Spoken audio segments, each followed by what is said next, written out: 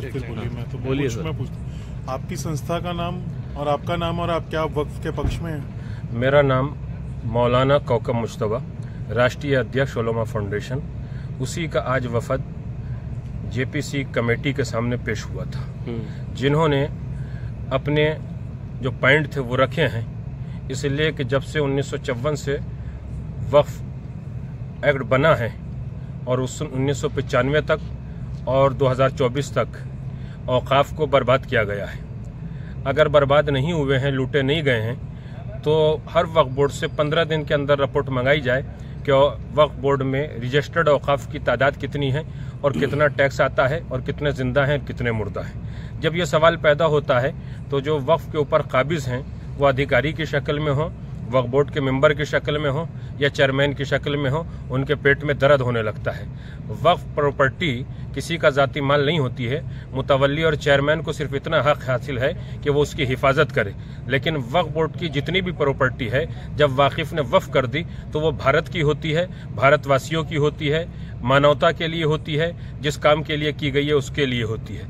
आज मेरी भारत सरकार से गुजारिश है कि जल्दी से जल्दी वक्फ संशोधन बिल 2024 पास किया जाए और जिन लोगों ने वक्फ की जायदादों को बर्बाद किया है, खाया है, लूटा है, उनके खिलाफ तत्काल FIR दर्ज करके उनको सख्त से सख्त सजा दिलाई जाए, ताकि ये सरकार की संपत्ति, कौम व मिल्लत की संपत्ति फिर से कामयाबी और कामरानी की तरफ मिल्लत इंसानियत को बढ़ा सके। मौलाना साहब, आपने सजेशंस क्या क्या दिए हैं आज मीटिंग? मैंने JPC के सामने शिया समुदाय के मसले के ऊपर एक बात ये रखी है कि भारत में 36 सूबों में से 2 सूबों में शिया वक्फ बोर्ड है, बाकी सूबों में शिया वक्फ बोर्ड स्टेट में नहीं है। तो मैंने कहा है कि इन 2 सूबों से वक्फ बोर्ड को ख़त्म करके पूरे भारत का शिया वक्फ परिषद की शक्ल में, शिया वक्फ बोर्ड की शक्ल में या शिया वक्फ काउंसिल की शक्ल में एक बना दिया जाए, ताकि किसी भी सूबे में किसी शिया को परेशानी न हो।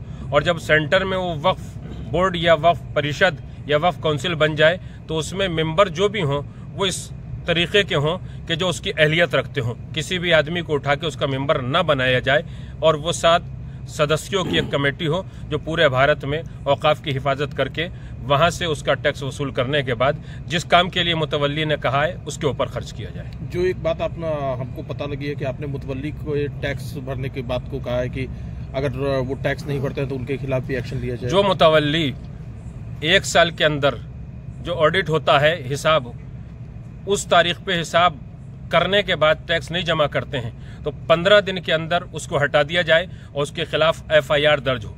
इसी FIR से दर्ज होने से डरने के लिए मौलाना अरशद मदनी जैसे बहुत से मौलवी हिंदुस्तान के अंदर हाय तौबा मचाए हुए हैं कि वक्फ बिल पास न हो, वक्फ बिल पास न हो, वक्फ बिल पास न हो। अरे तुम्हारे साथ अगर कोई घटना हो जाती है तो बड़ी सजा दिलाना चाहते हो। कोई पूरे हिंदुस्तान को लूट के चला जाए, पहले महमूद गजनवी लूट के चला गया, दूसरे बादशाह है वो लूट के चले गए, तो जो भी भारत की संपत्तियों को बर्बाद करेगा, लूटेगा, उसके खिलाफ FIR भी दर्ज होगी, उसके पेट से वो माल निकाला भी जाएगा। ये भारत की संपत्तियां हैं।